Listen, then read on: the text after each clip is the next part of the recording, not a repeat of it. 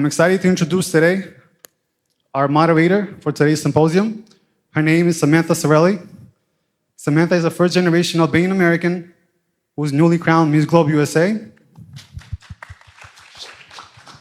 She's a passionate advocate against human trafficking, having launched awareness campaigns, partnered with global nonprofits, and spoken to influential platforms. We're honored to have her guide today's symposium. Ladies and gentlemen, a big warm hand for Samantha. Thank you. Well, thank you so much to the Albanian American National Organization for having me. I'm extremely honored to be here with these fabulous women. I think we're going to have an amazing conversation today.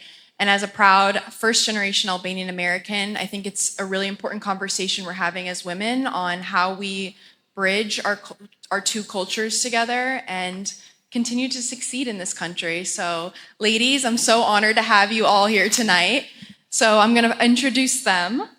My first panelist here is Lauren Fundos. She's the founder and CEO of Fort, which was sold to Echelon Fitness. She spent a decade as a bond trader on Wall Street and is a two-time All-American field hockey player, playing at #1 Division I at Maryland and in the USA Olympic program.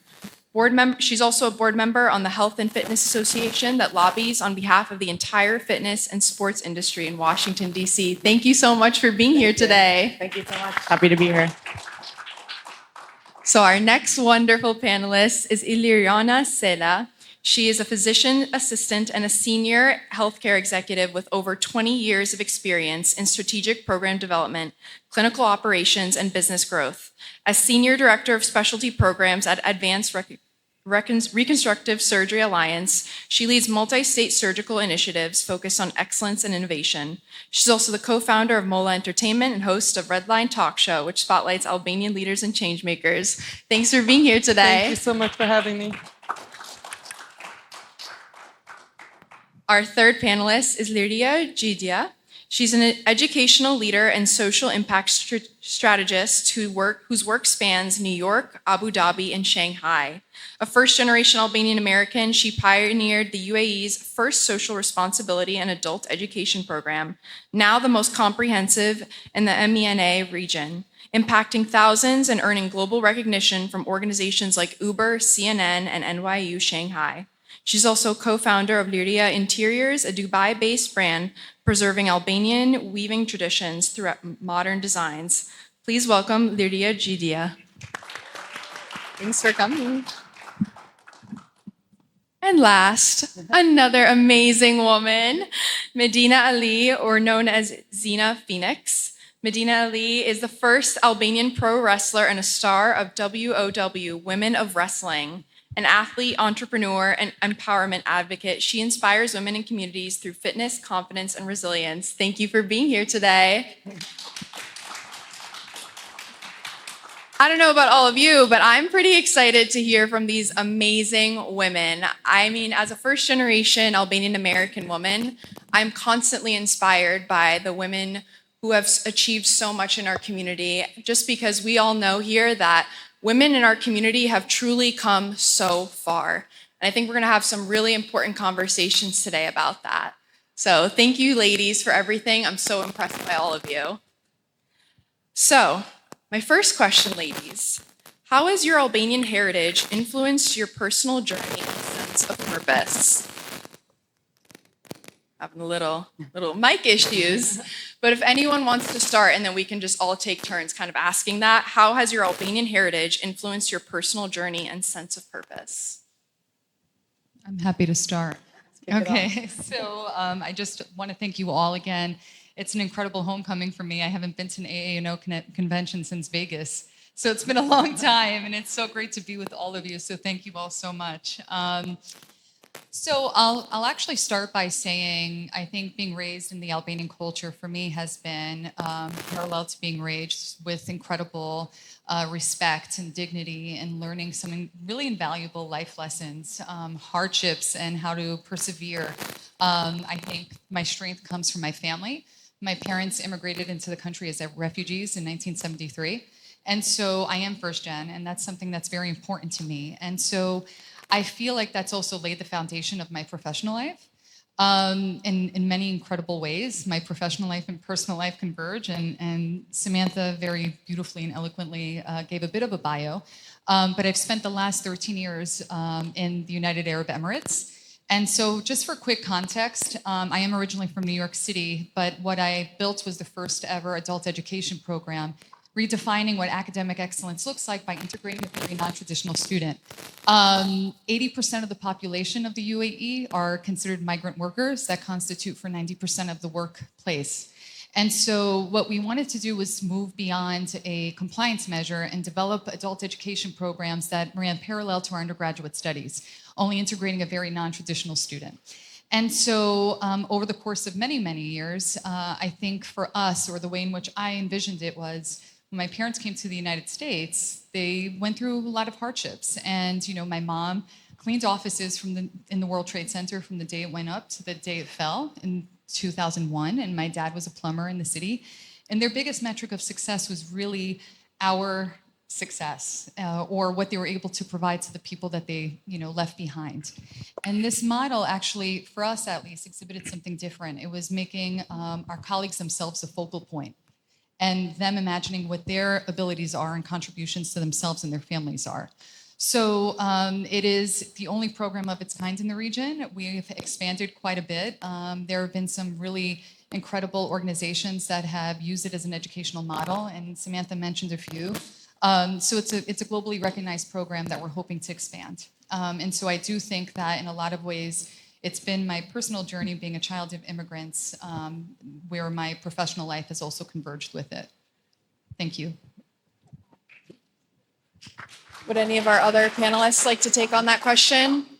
How has your Albanian heritage influenced your personal journey and sense of purpose?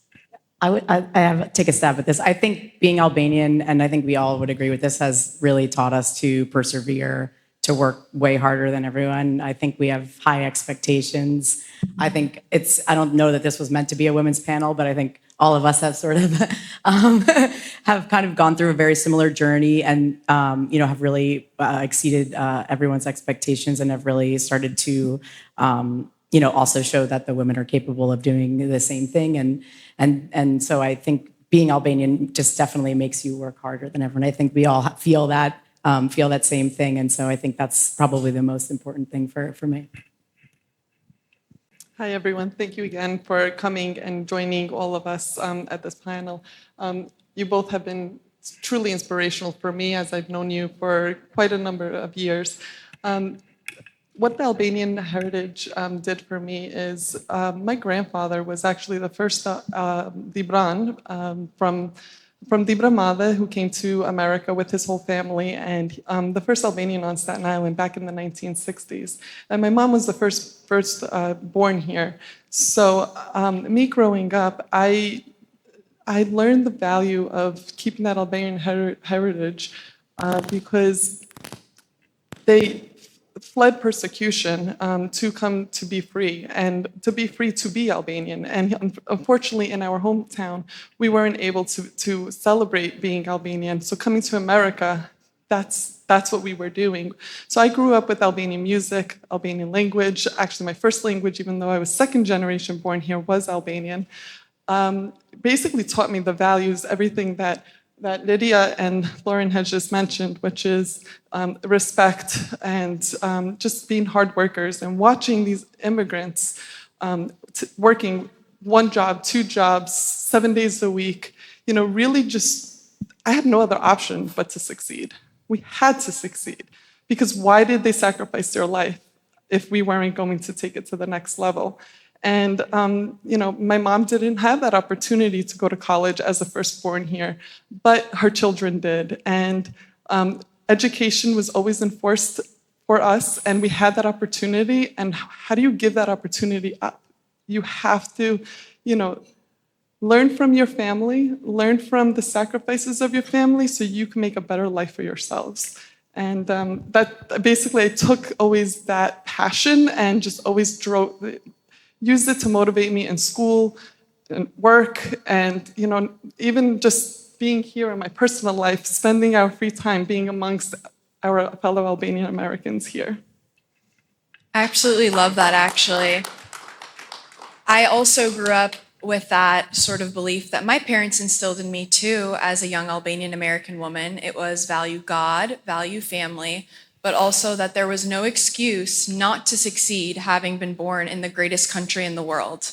My parents had sacrificed so much for me to have the opportunities that I have, which is exactly why I feel like I never gave up. And now I'm the first Albanian girl to represent the US. So, And she'll be at Albania, actually. yes, Miss Globe is being held in Albania this year. So Representing I'm two. representing the United States, and I'm also going to be representing my homeland. So it's extra special for me. Did you want to also answer that question too about how? I did. Yes. So I wanted to say thank you guys for having me. This is my first AANO event. I came all the way from California, so thank you guys. So I do want to piggyback off of what you said. So, my parents came to this country in the 80s and 90s, and it's the greatest country in the world, right? So the least that I can do is succeed and make something of myself. And the way that I was raised, I always felt that I had to work a little bit harder than everyone else, and I always wanted to write my name in history. And that's part of the reason when I found MMA and I found Brazilian Jiu-Jitsu, I had no idea where it was going to lead me, but my father had always said, if there's something you want in life, go out and get it.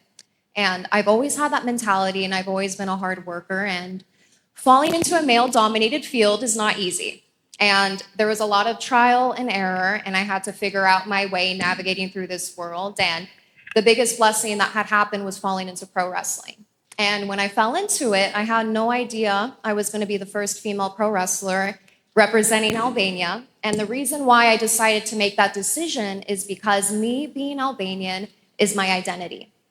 The least that I can do for my parents who immigrated here to America is make them proud. If I can do that by doing something that I'm naturally gifted at, and that happens to be fighting. That was the gift that God gave me. And, I understand that it's very unconventional, especially for a female Albanian to step into this field. But, God gave me this talent for a reason and put me in this position if he didn't think that I would be able to fully pursue it. So it's been the biggest blessing, but also my father always said that the fire and spirit that I have will always carry over with whatever I'm passionate about. And I always live and lead by inspired action. And that is a true example of what I'm doing right now in my life. So I will say being Albanian is the biggest blessing. And I'm so prideful of where I come from because they're in my roots. By blood, we're all warriors. And by looking at you women today, we're hard workers and we're here for a reason. Absolutely. Well, thank you, ladies, for sharing.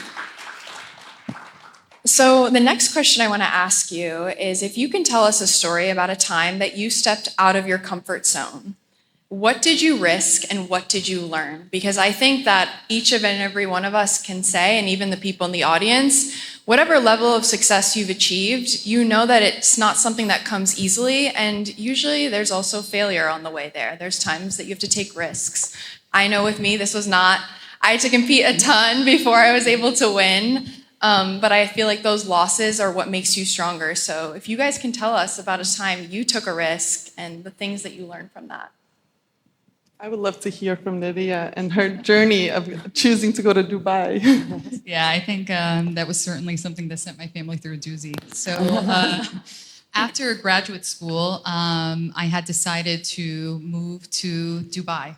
And so I think that really took my family aback. I think we all talked about how fortunate we are to grow up in the United States. So they couldn't understand why they've gone through so much to get us here. And then I'm leaving and going to the Middle East by myself. And so I don't think I would shock anybody if I told you that it was met with a lot of resistance, right? And so most certainly because I was also by myself and I was a female and it was something that was very untraditional.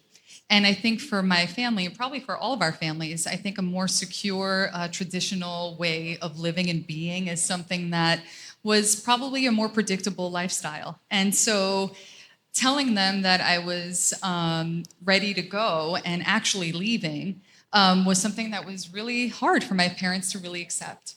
And by the way, they also got over it. They became Dubai snowbirds and spent the winters with me, and that was wonderful. But I think that what I did lose in that moment was my comfort, The predictability of life, stepping into the unknown, is actually quite scary, but that's also where growth happens. And I also learned a lot about myself in the sense that when I listened to my own voice, even when it quivered. I think Albanian parents win the Olympic gold in guilting. And certainly my parents made me feel terrible before they finally turned around. I still held true to it. And so I realized in those moments is that I was actually quite grateful because it ended up being one of the best decisions of my life. And so, very similar to what you were mentioning, when you start to actually listen and tune in to what it is that you want, then the path kind of opens for you. And that's just the rules of, the laws of attraction, right? Yeah. I do think it's a little bit difficult because falling into a very unconventional field, growing up with Albanian parents, you don't know if it's going to work out for you because you have all these insecurities and you start doubting yourself. Is this something that I can actually do? And I had that same experience falling into MMA and Brazilian Jiu-Jitsu. My parents, I'm very fortunate, were very supportive, right? If I was going to school, getting my degree, I could do this for fun, right? I don't think my mom knew that it was going to take off the way that it did. She was concerned that I was going to get my face messed up, right? But when I was studying in school, everything happens for a reason. And I do believe that God puts certain things and certain obstacles in order for you to grow, right? So when I fell into this world, I started to see more and more opportunity. And it was the first moment when I had to compete. And I was only training for about a month and a half. And my coach, who saw something in me before I even saw anything in myself, forced me to compete. Obviously, I was nervous, insecure. I didn't think that I was in that level to be competing on that field, right? So when I got to my first competition, I ended up choking a girl out in less than 45 seconds. The Albanian way to do it. Which, for those of you that don't know a lot about MMA, is a really big deal. So in that moment, I had this feeling where I'm like, okay, I'm strong, I'm powerful. This is something that I can really do. So unconventional, but my mom saw the fire and she saw the spirit within me. And it was my dad who pulled me aside and said, this is who you are. This fire is your talent. Never get rid of it. So he would give me the nickname Phoenix, which happens to be my last name for pro wrestling, the creation of Xena Phoenix. So my wrestling character is honed into my Albanian heritage, but it comes from my family. My first name, Xena, the warrior princess, was a name that my mom gave me because she always wanted to have a daughter like Xena, the warrior princess, and then she had me. And then Phoenix comes from my dad. So I do think that you have to go through trials and errors in order to succeed, but that's where the growth happens. And you have to be scared. And you have to put yourself in uncomfortable positions because that's where the growth happens. I just want to say I'm just really proud of your father for supporting his daughter, especially in the field that you're in. Most women or some women don't have that opportunity. So the support of the parents is really, really important. And I think, we know each other, so we know that our parents have been our biggest supporters. And that is a huge reason for our success is through their support. But I would love by the end of this session, we kind of give hope to those individuals of how can they succeed without, some of them may not have support from their family members. I was just going to say, I think one of the things that enables me to take risks is the support of my family. They're all here today, so I have to say very kind things about all of them. But I think that's one of the things that honestly gives me the safety to know that it's safe to take a risk. I spent a decade working on Wall Street, and I was making incredible money and sort of got to a place that I never thought I would get to. And then I decided to quit my job and start a company, which is obviously a huge risk. Most people think that my parents weren't supportive, but my dad is an entrepreneur. And so he was surprisingly very supportive of this decision, not every decision I've made throughout my life, but very encouraging of this one and very proud to be able to do something and be an entrepreneur like him and his brother. Much like Xena, I named my company Forte, which is obviously strong in Albanian. And so, as an homage to my family. So I think we all feel that same deep-rooted, goal of making them proud, making ourselves proud. And I think the most important thing in taking that risk to leave a very comfortable job to start a company when 99.9% of companies failed, and funding goes to less than 1% of women, and basically the odds are really terrible. So if you looked at it that way, you would never start a company. And being able to take that risk and just exiting my company of 10 years 2 weeks ago, so it was a wild and exciting ride. And I think that the most important thing is, even if things hadn't worked out or the company had failed quickly, the most important part of that journey was kind of leaving the job that I was in to start a company that I was really passionate about. And I'm a big believer that I don't consider anything necessarily a mistake, but sort of a way to get you to the next part of where you're meant to go. And so I think when I hear people complain about their job or complain about something over and over, it's very hard for me to be patient in that, when, we do live in a country where we have the freedom to make choices to change those things. And so I'm a big believer in, just getting started. And when you start a company, I think in the first step of that was like just telling people you were doing it, giving it a name, and then I was like, okay, I got to make this happen. And so I think taking that first risk and having the support of your family is really helpful in being able to take those risks and make those changes. Well, yes, shout out to all of the amazing Albanian parents and the ultimate girl dads that support their girls. So shout out to you guys.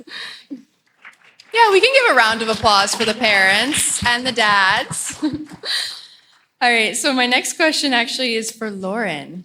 So you made a bold pivot from Wall Street to launching Forte. What inspired that transition, and how did you find purpose through entrepreneurship? Yeah, so my whole life I played sports. I was always drawn to it, and it was not necessarily something that my parents discouraged, but it wasn't certainly school. So the school was one, and everything else was a very far second thing. And so that was always sort of my escape, my therapy. Like, I always really just enjoyed working out. I played field hockey, and I went on to play in college. And so that's really where my roots are. And working on Wall Street, I started to feel like I was losing my sense of self a little bit. I would go out all the time, and I had to be at work so early. And so I started really grounding myself by getting back into working out again.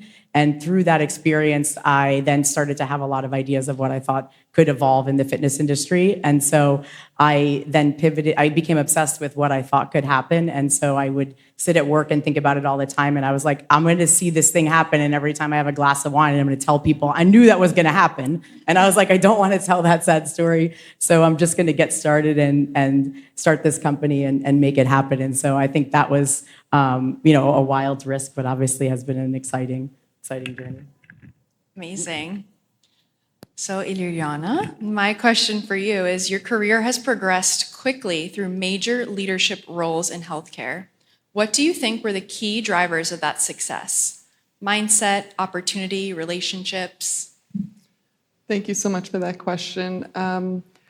So growing up, I didn't know if I wanted to be a teacher, if I wanted to go into construction, because my family was in construction and I absolutely loved it, or to be in the healthcare field. And I remember I used to always, when we were playing games with all the kids, I used to always, be the ambulance driver. And our laundry room was the emergency room, when someone got hurt. And I was always taking care of them from when I was a little kid.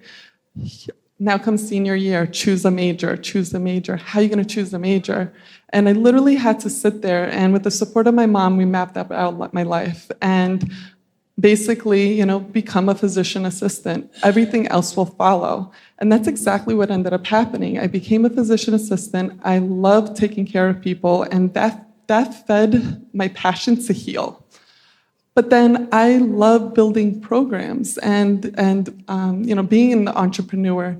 So one of the other passions I had was to build. And I also want to be a teacher, to guide. So I always felt like I did a model of to heal, to build, and to guide. And that's when I went into and received my MBA, and I started to kind of follow the steps. And I became revenue manager of the emergency department. I became administrative director of the ER, and it just naturally escalated as I was just doing my work. Why? Because again, we are Albanian people who are very hardworking, and just the success followed naturally. And the way I was successful is by following the values of what we spoke earlier, the Albanian heritage, right? Respecting people, listening, and seeing what are the needs. And the more higher you go in a position, you are a successful leader when you listen to your staff and when you have people following you. And the reason why I went into leadership is because I found that the leaders above me, they were not looking out for the people. And I always promised myself that I will be somebody that actually makes change. And to make change, you have to listen to what the people want. And, how do you make patients feel better? Well, let's make the employees feel better first, right? Because then that just carries on. So the way I found to be successful is, just being there to listen, to guide, to help, and to build these programs that are going to service our community. I want to throw another question at you really quickly. Okay. So you are a new mama as well. And yes, let's give her congratulations. So for the women out there who want to balance a career and motherhood, can you tell us a little bit about how you balance the two? Sure. So again, my career progressed from a physician assistant all the way to VP by the time I was 31 years old. And it comes to a point where you have to stop and evaluate your life and say, what path am I currently on? Is this the path? Is the end goal where I want to be? And if it isn't, it's okay to take a step back. And basically, things happened in my life that I was able to successfully take a step back, reanalyze my life, and say, I accomplished what I needed to accomplish in this aspect of my career, but career is not everything, right? There is a whole other world out there that I think what's happening in today's day and age is people are just so focused on, success and money and career that they're forgetting about themselves. They're forgetting about their family. They're forgetting about what were the things that they wanted when they were a child, when they were younger. Right? So when I was younger, I was not aspiring to be a CEO. I was aspiring to be a mom. I was aspiring to be a wife one day, but work kind of gets in the way, and the cycle of life.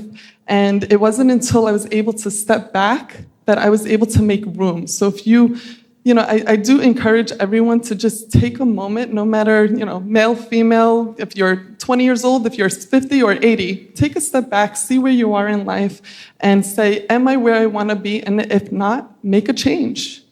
And I made room, and that room actually gave me a wonderful husband who forced me to be on a talk show and get me out of my comfort zone, which I absolutely love doing now. And a beautiful baby boy who's turning 8 months soon. So so it's okay. Step back. It's all right.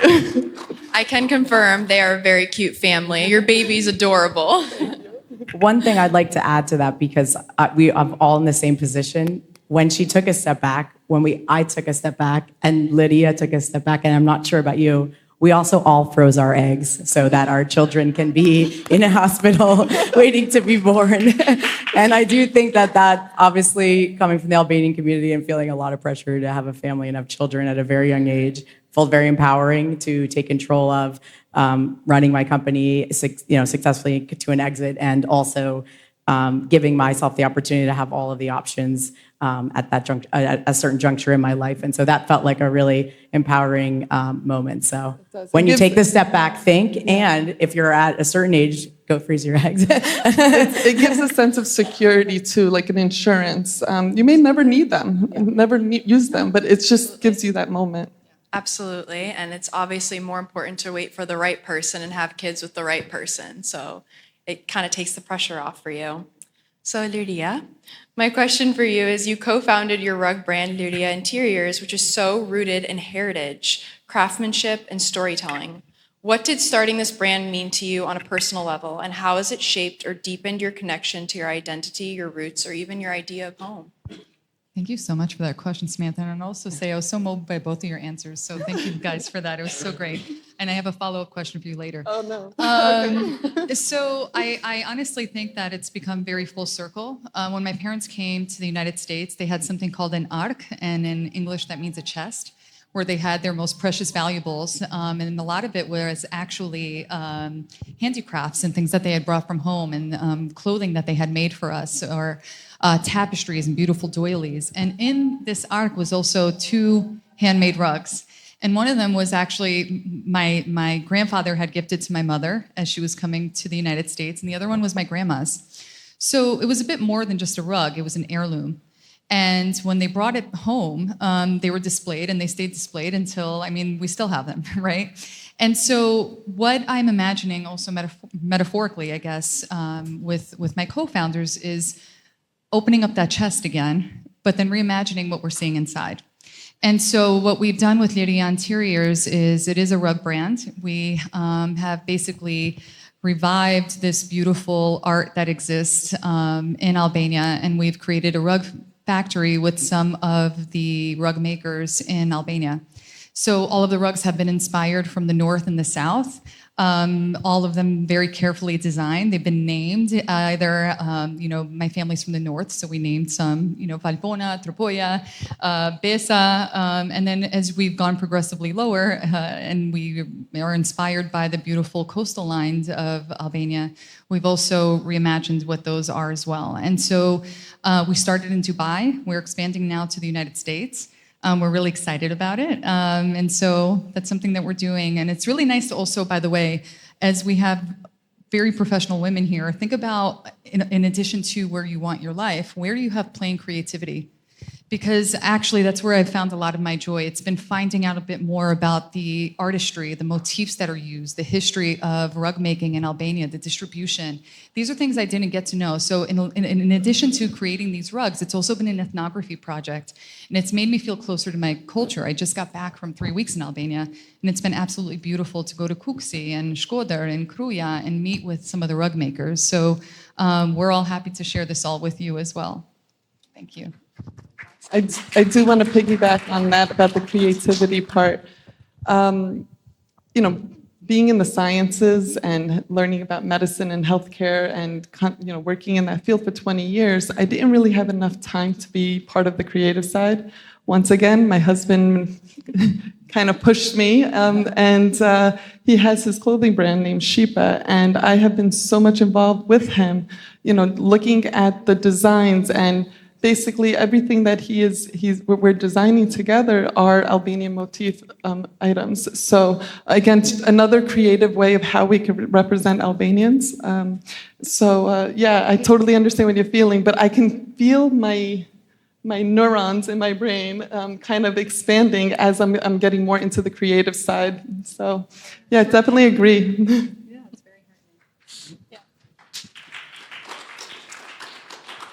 So Medina, you use movement as a tool for empowerment. What inspired your approach, and how do you help others tap into their strength and confidence through physical wellness?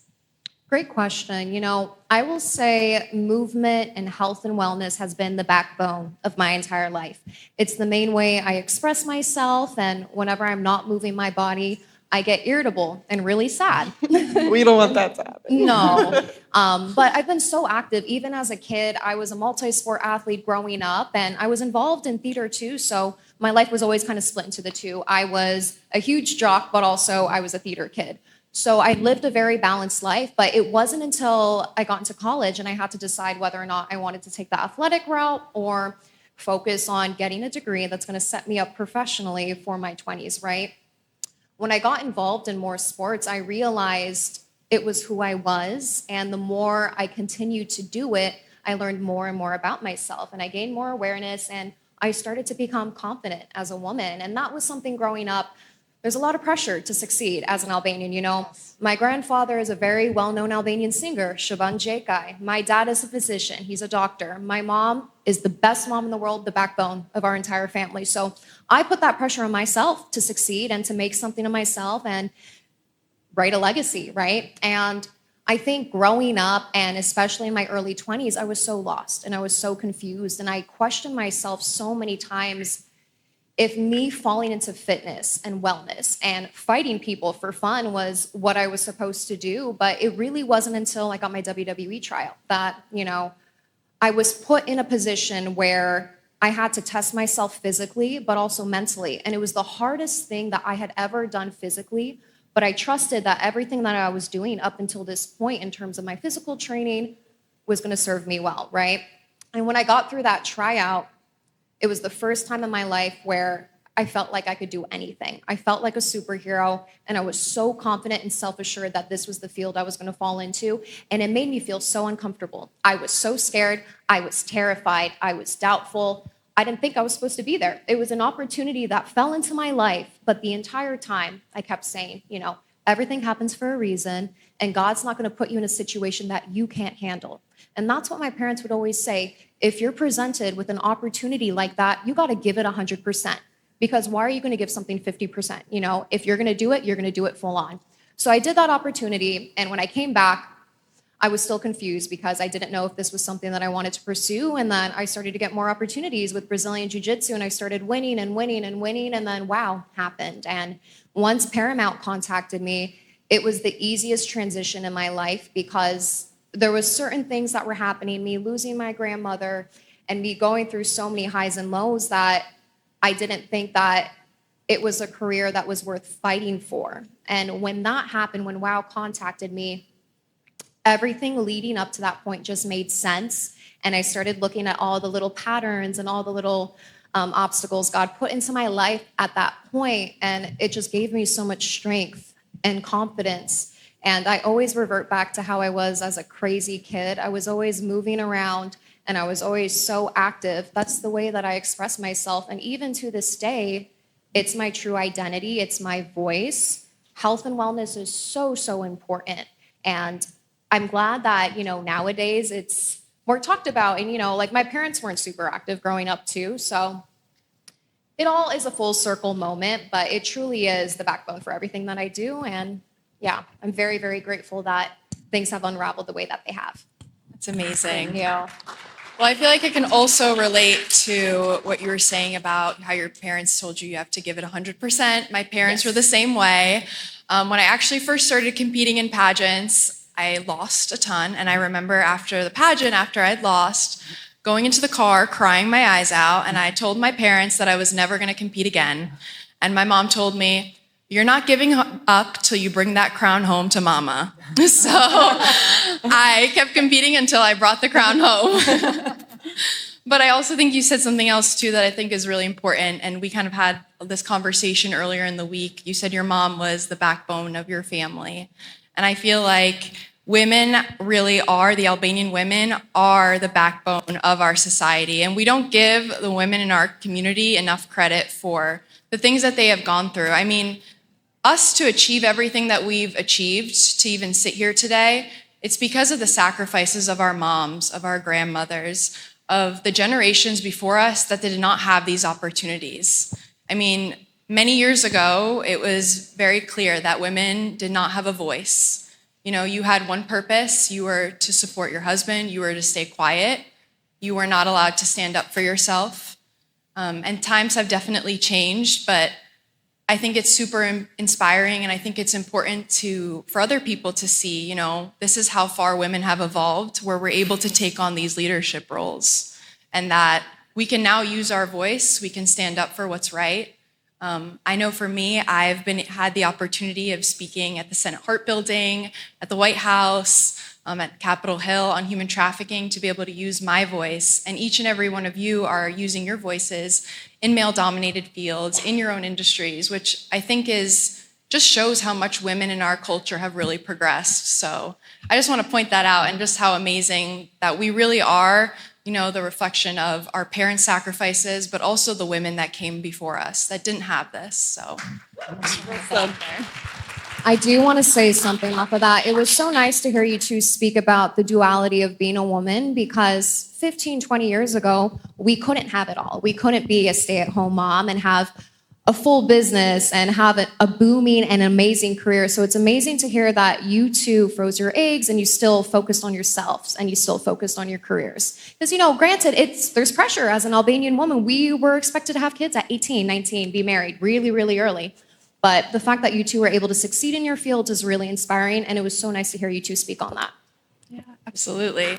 Well, that being said, ladies, what advice would you give to young Albanian girls who feel torn between cultural expectations and their dreams? I'm going to start off. I think the most important thing is to live by inspired action. Everything will work out the way it's supposed to. And I think if you're living authentically with what you want to do, and of course there's going to be insecurities and self-doubts that creep in, but everything will work out the way it's supposed to. But you have to be your biggest fan, because if you don't believe in yourself, no one else will. Well said. I think she said it perfect. Yeah, you stole my famous line. And yeah, I said I wanted to arm wrestle you, but now that I'm seeing you in person, I'm not so sure about that anymore.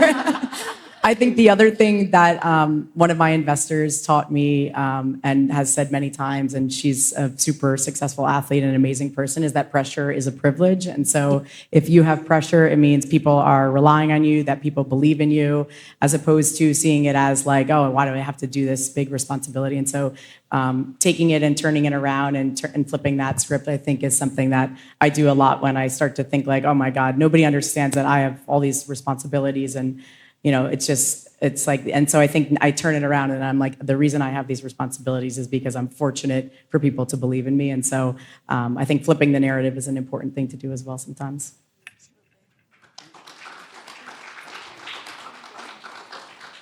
All right, well, how can we as a community support the next generation of Albanian American leaders? I like that question a lot.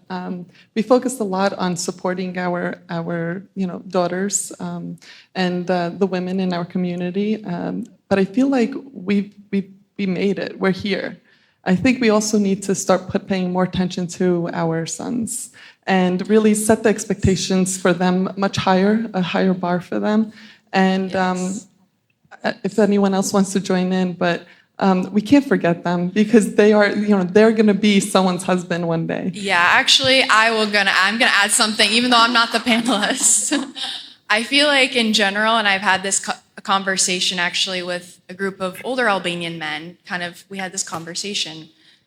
Our Albanian daughters have gone like this, but our Albanian sons are like this.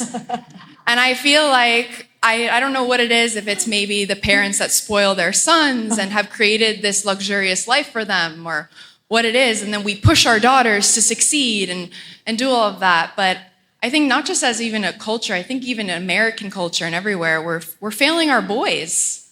And we're not allowing men, to be strong, to be masculine, to show what it's like to be a leader. I mean, men have become so feminine now, and I think that, I'm just speaking from what I've seen, guys.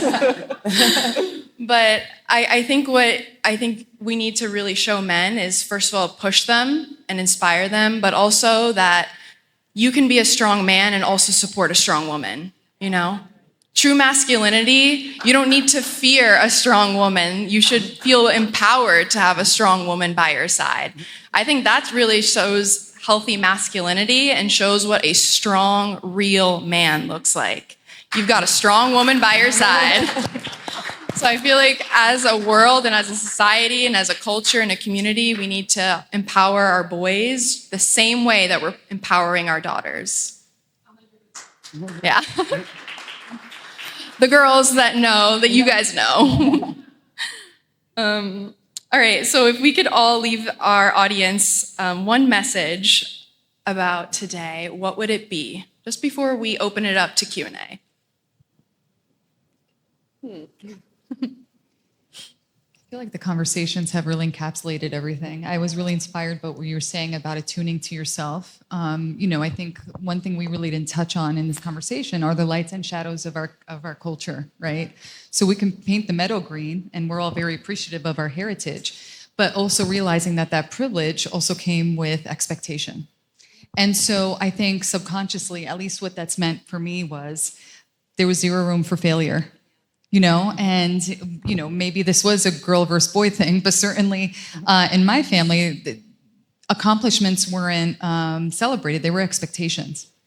And so I think, the one thing that I would leave everybody off with is kind of figuring out what your metric of success is, not seek out external validation, because that's something else that's very prevalent in our culture, and finding out who you are authentically and being true to that. And once you are, then everything basically opens up and works out for you.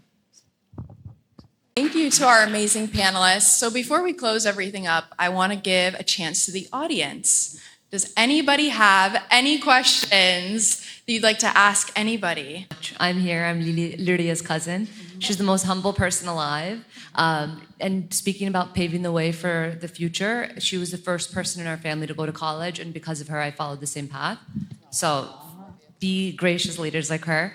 All of you guys were talking so much about the pressure to be Albanian, to be perfect, to be accomplished, to kind of like make your parents' migration worth it. I think we all feel that. How do you practice mental health when it comes to that and the pressure to be perfect and putting kind of that expectation on everything? That's a wonderful question. In the beginning, I failed because we just weren't used to taking time for ourselves, right? So there was always about, doing things for your family, doing things for work, doing things for school, and you never had that time for yourself. But as the years go by, you realize how important mental health is. And I think we've used the word, sacrifice a lot, and I think we put a lot of value to the word sacrifice. And I think majority of us probably feel that if we did something for ourselves, then that made us selfish. But that selfish is actually, you're being selfless to yourself. And how can you be there for your family, for your coworkers, for leading a company if you don't give your time that love and that attention? Just an observation and a question. Lata Sethi, I'm here because I went to law school with Julia many, many moons ago and have always heard amazing things about your organization. So my question is twofold. One, how are you all so brilliant, bodacious, and beautiful? I think I want to be Albanian now. And my question, I guess to Lauren, now that you have started a company, exited successfully, etc., is that something you would recommend for up-and-coming females, both on the investor side and the founder side? That's a great question. She's actually an investor in my company and quite the baller herself. So thank you so much for coming. I'm grateful to have you here today. I think founding a company is not for the faint of heart. I think it's really isolating at times. It's such a roller coaster, and just when things are so hard, something amazing happens, and you're just like, all right, I got this. You got to keep going. And I think it's really easy to give up, and so I think that it's definitely not for everybody. But I think it was the most rewarding journey. The things that I've learned, all the different things that I was exposed to and had to figure out, and I thrive on that type of challenge. I think for me, failure wasn't an option. And so I think that that's really honestly what kept me going until the end.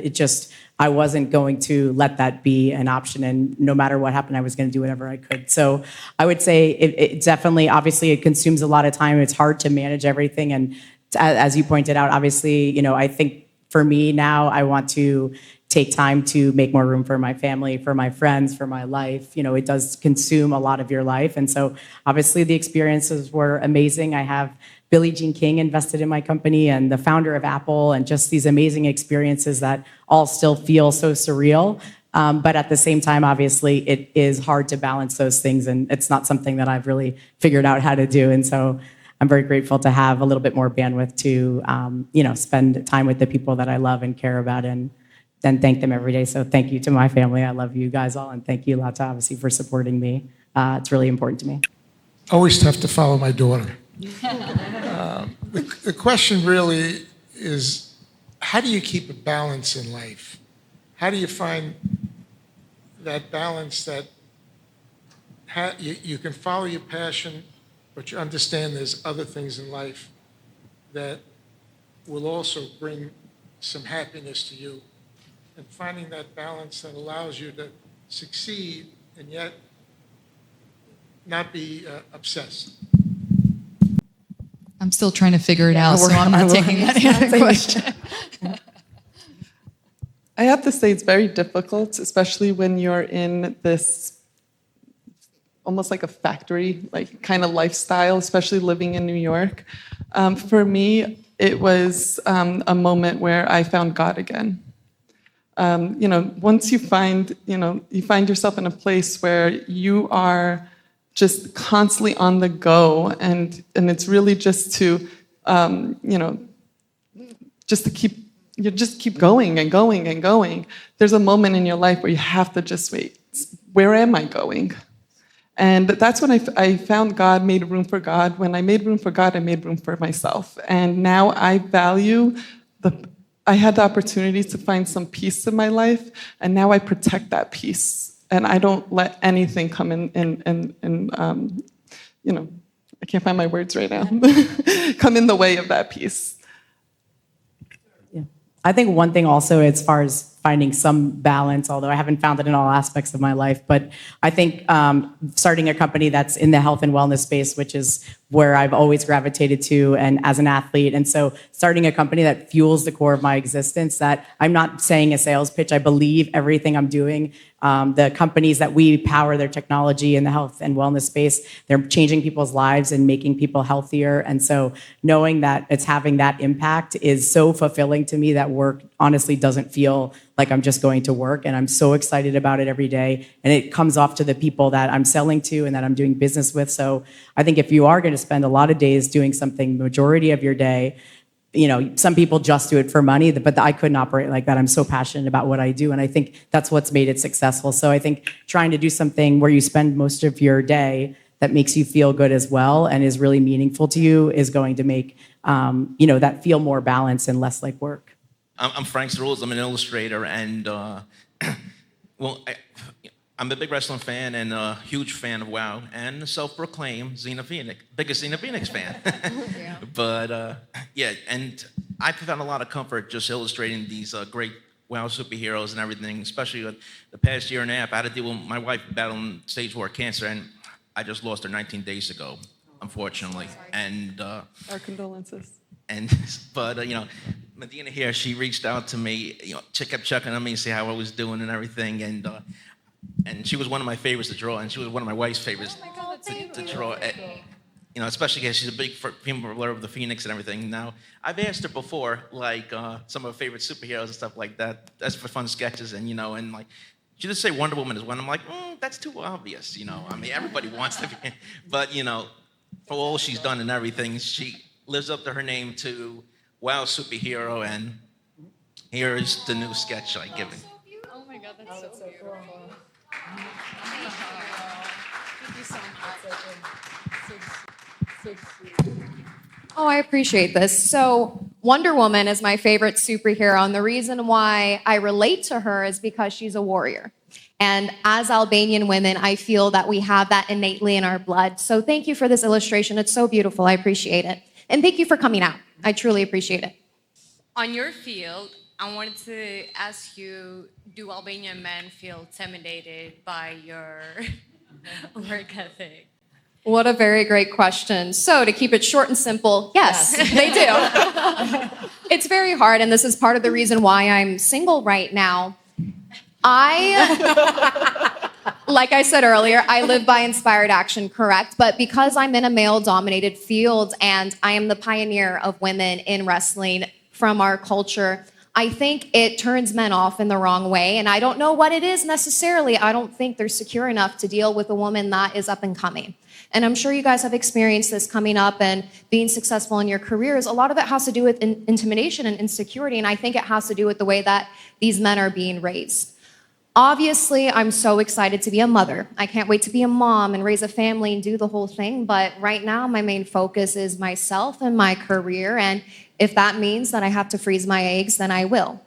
But, you know, I'm a firm believer that the right person will come into your life at the right time. And I'm not here to force any connections. If I scare a man away, then that's a blessing, right? So everything will happen when it's supposed to. But I can't change who I am.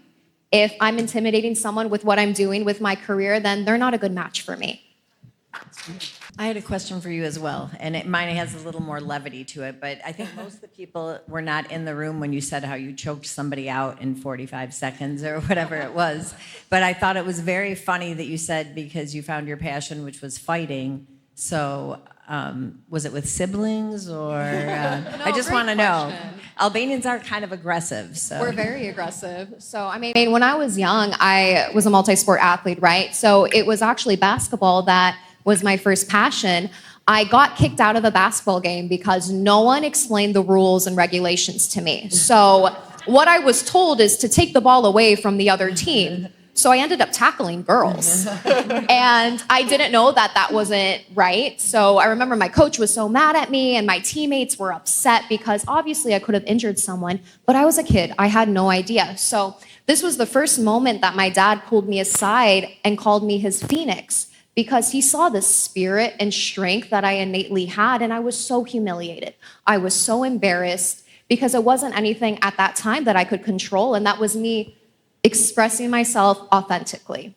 So when my dad pulled me aside after the game, I was so nervous because I thought I was gonna get in trouble, but he said that this was my talent and to never change, and that was something that he threw in my life when I was having really hard times, when I was feeling lost and confused. And I'm so fortunate that I have very supportive parents, because I had a lot of moments where I felt really insecure.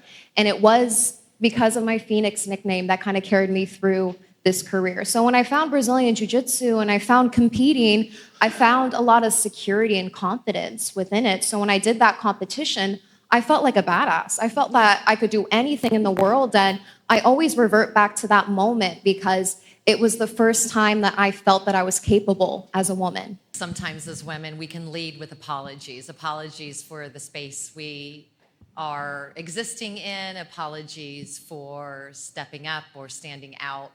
I'm curious if any of you up there, all 5 of you, have had a moment where you've made a choice to not apologize for something, and if so, what was that? I'm going to start this off. I think I'm in the middle of that process right now. I think falling into the career that I'm in, and it's all just started and I'm still beginning, I think I'm truly unpeeling the layers that I've given myself, the past 25, 26 years of my life. So this is a process I'm going through right now, and it comes with acceptance and knowing that you're worthy and capable of doing anything you set your mind to do. And it comes from letting go. It comes from letting go. So thank you for asking that question.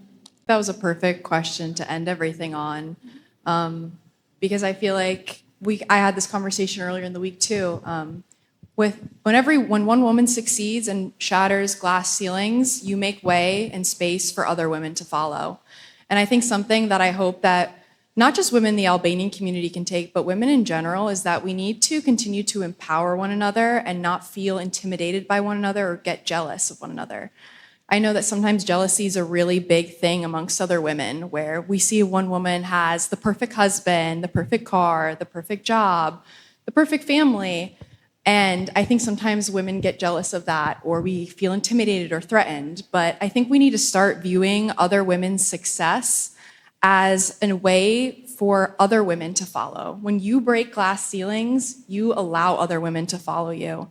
And I think that's so important, that as we continue to succeed and have these amazing conversations on empowering women and empowering our boys too, it's also knowing that we're making space for the next generation to continue to succeed and thrive. And I just feel so proud to be Albanian. I feel so proud to see how far we've come as a community, to come from a nation that was under communism for so long, and to see so many Albanians across the world succeed, men and women.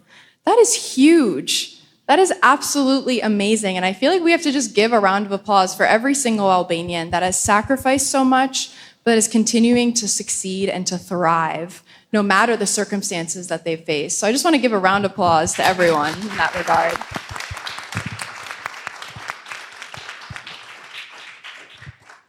So I feel extremely proud of each and every one of you. Thank you, ladies, for sharing your stories, sharing your insights. Let's give them all a round of applause. I see some powerful women who really show what it means to be a true Albanian. And everybody in this room knows that Albanians are strong, smart, loyal. We value family, and we're incredibly hardworking. I think we are incredible, and I'm proud to be Albanian, and I'm proud to know each and every one of you. So thank you, each and every person that's came today. Thank you, Samantha, for everything, and we all wish you luck in the Miss Globe USA Thank contest. you. You make us all proud. Thank you. Well, I'm extremely honored to represent two countries up on that stage, the US and Albania. So very, very grateful.